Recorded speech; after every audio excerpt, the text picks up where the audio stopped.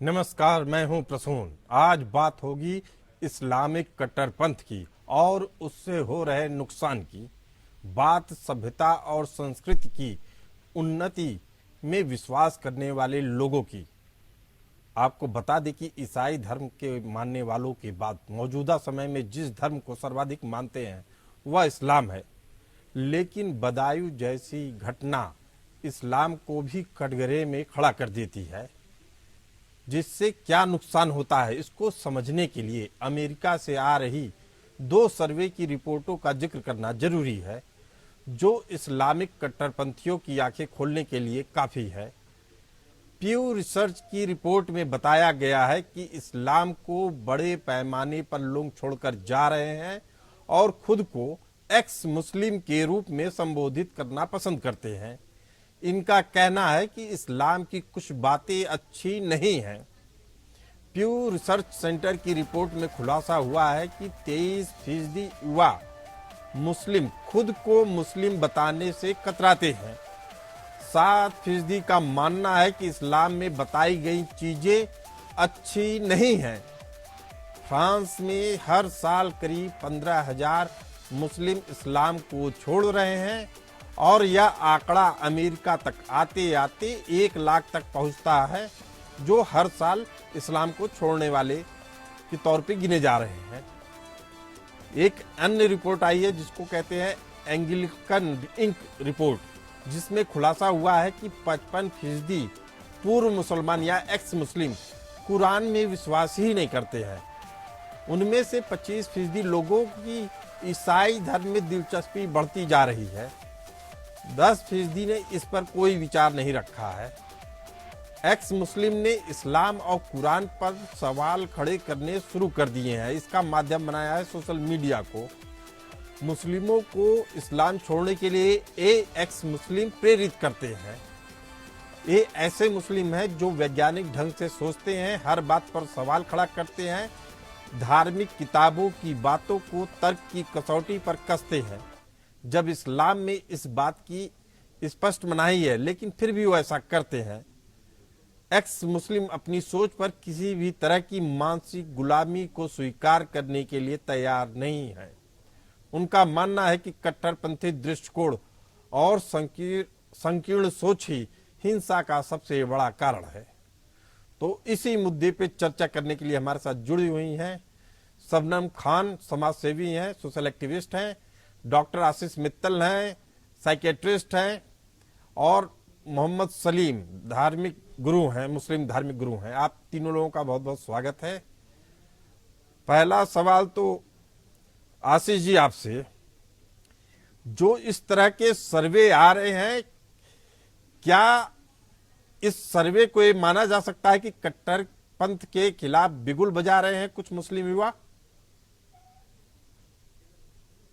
देखिए, मैं तो एक डॉक्टर, एक मनोचिकित्सक हूँ और इसमें युवा किस तरह से थिंकिंग है तो हम नहीं कह सकते, लेकिन जो आज है एजुकेटेड हो गया है, और काफी एजुकेटेड है के माध्यम से वो है क्या कहते हैं, वो जानता है। चाहे आपकी सही, आवाज कट कट के आ रही है। डॉक्टर अगर आशीष वो आपको दोबारा जोड़ने की कोशिश करते हैं। हमारे साथ शबनम खान है।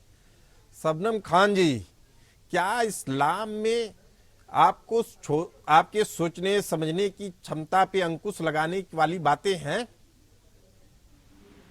प्रसून जी, हर धर्म में अच्छा ही सिखाया गया है। धर्म कोई बुरा नहीं है। हमने क्या पद्धति अपना ली इस पर डिपेंड करता है। मैं हमेशा कहती हूँ, मुल्लाओं ने हमारे धर्म को जिस तरह से रिप्रेजेंट किया, शायद वहां पर कहीं कोई गलती हुई है, जिससे हर व्यक्ति इस्लाम धर्म के प्रति या तो नफरत रख रहा है या फिर उनकी चीजों को पसंद नहीं कर रहा है। चाहे वो बाहर नमाज पढ़ने का मामला हो, चाहे वो किसी की गर्दन काटने का मामला हो, चाहे वो इस तरीके की जो भी चीजें हम देखते हैं। इस्लाम धर्म तो बहुत प्रेम प्यार वाला धर्म है। इसको कट्टरपंथी किसने बनाया?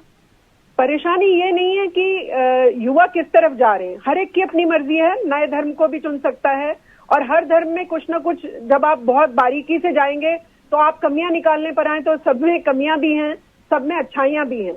पर क्या है प्रॉब्लम कि मुल्लाओं ने इस तरीके से हमारे इस्लाम धर्म को रिप्रेजेंट किया है जैसे इसमें सब कुछ बुरा ही बुरा लिखा है। जैसे इसमें महिलाओं का शोषण लिखा है, जैसे इसमें किसी और ने अगर जय श्री राम बोल दिया तो आपको नहीं बोलने देना है, इस तरीके की चीजें जब इन मुल्लाओं ने क्रिएट कर दी हैं, तो आज का युवा जो हर चीज को कुछ भी हमें कुछ पता चलता है, हम उस पर 10 सवाल पूछते हैं। हम प्रसून जी आपसे भी 10 चीजें पूछते हैं, पत्रकारिता में ये क्यों होता है, पत्रकार है तो ये क्यों नहीं, वो क्यों नहीं, लेकिन कोई किसी इतना को तो आप भी मानेंगी कि जब इस तरह की स्वतंत्र सोच पे रोक लगती है तो ऐसे इसके बाद क्या होता है, बदायूं जैसी घटनाओं पे पूरे इस्लाम को ही कटघरे में खड़ा कर दिया जाता है। बिल्कुल इस तरीके की घटना घटी है तो इसमें इस्लाम धर्म का रोल नहीं है। बिल्कुल यही बात में हम भी कह रहे हैं कि इससे वो इस्लाम किस का कोई मामले लेना पर देना नहीं हुआ, वो है। किस लेकिन चीज के चूंकि लिए कहा हुआ? जाता है कुरान पे आप कोई सवाल नहीं उठा सकते हैं, उसकी बातों पे कोई आप अपनी चर्चा नहीं कर सकते हैं, आपको पत्थर की लकीर के तरीके से उसे स्वीकार करना होगा। नहीं, जबकि देखिए, आज के कुछ प्रसून युवा जी। चाहते हैं कि कुछ ऐसी बातें जिसपे पूरे समाज को ऐतराज है उस पर चर्चा होनी प्रसून चाहिए, जी, उसमें बदलाव होना चाहिए, लेकिन जो ये भी- रास्ता तो कुरान में ही बंद किया गया है। नहीं, प्रसून जी, जब भी हमें कोई चीज समझने की इच्छा हो, इस्लाम धर्म में कहीं नहीं लिखा कि मुझे कुछ समझने की इच्छा है और कोई मुझे नहीं बताएगा। बताने वाला कौन है इस पर डिपेंड करता है, उसने क्या बताया इस पर भी डिपेंड करता है।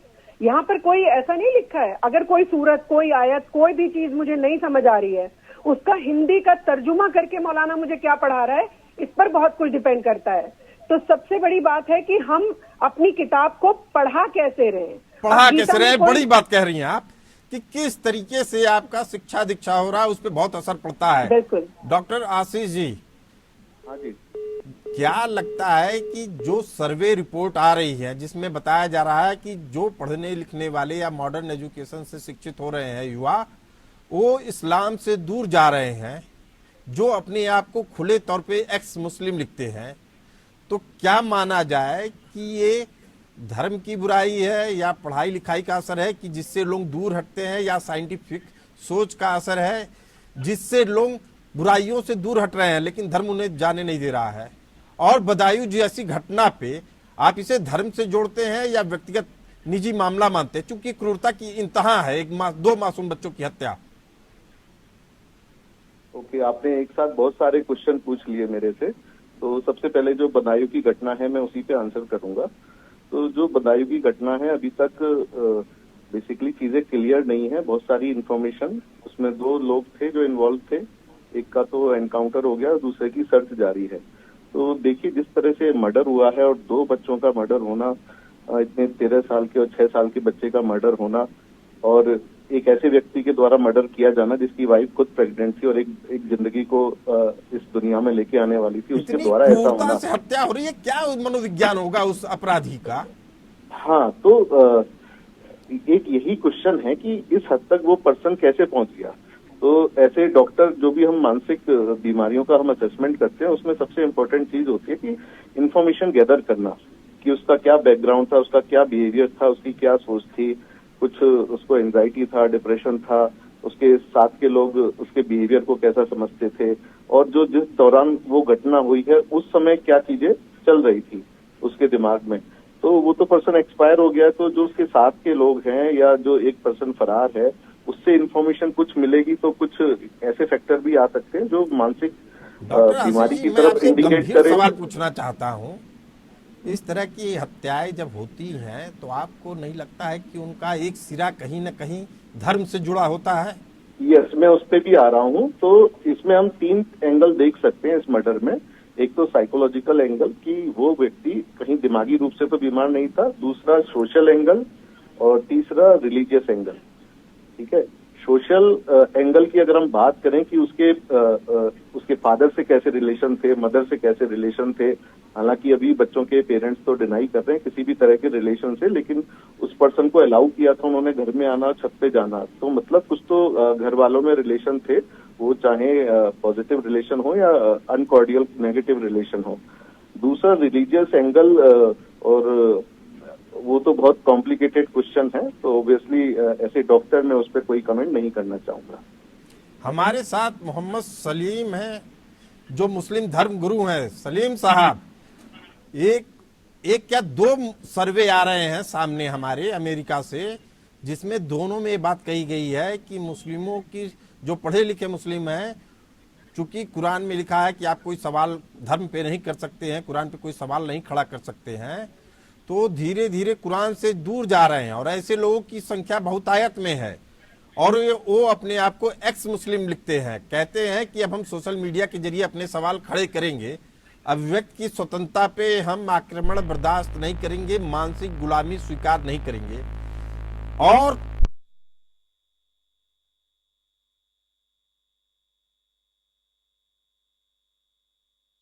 है तो मोहम्मद सलीम साहब, इस पे आपका क्या कहना है?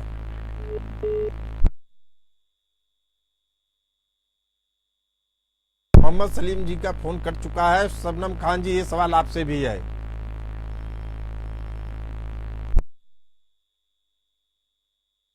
आपकी आवाज नहीं आ रही है शबनम जी। प्रसून जी, मेरे को भी आपकी आवाज नहीं आई है। अब आपकी आवाज आ गई है जी।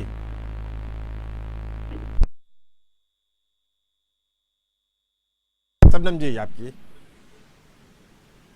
नहीं, मैं बोल रही हूँ ये जो मुस्लिम धर्मगुरु बनकर बैठे हुए हैं, ये जो दाढ़ी टोपी लगाकर चोला ओढ़े घूमते हैं हमारे धर्म का, इन्होंने हमें परोसा किया है, इसी पर डिपेंड करता है सब कुछ। ये गर्दन काटने का मादा आता कहाँ से है?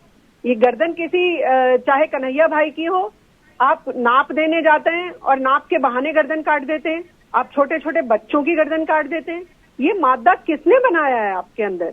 ये आप इसको धर्म से आप और हम नहीं भी जोड़ रहे हैं, तब भी इनके बयान अगर मुल्लाओं के सुनेंगे ना, तो ये कई चीजों को जिहाद बताते हैं, ये कई चीजों को इस तरीके से रिएक्ट करते हैं जैसे आप ये काम करोगे तो आप महान बन जाओगे।